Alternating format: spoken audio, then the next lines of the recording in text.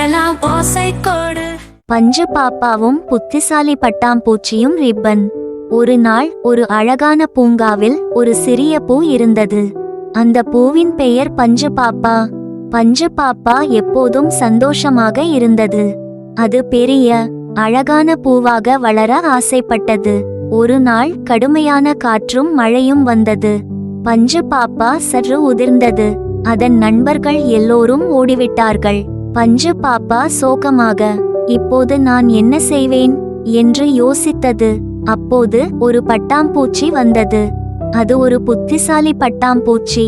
அது சொன்னது, பஞ்சு பாப்பா, பயப்படாதே, நான் உனக்கு உதவுகிறேன். அது தனது சிறகுகளை விரித்து பஞ்சு பாப்பாவை காத்தது. மழை நின்றதும் பஞ்சு பாப்பா மீண்டும் மலர்ந்தது.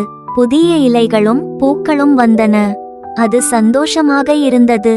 அந்த நாள் முதல் பஞ்சு பாப்பா சொன்னது, புத்திசாலி பட்டாம்பூச்சி என் சிறந்த நண்பன். அது மேலும் சொன்னது, நண்பர்கள் உதவினால் நாம் எதையும் கடக்க முடியும்.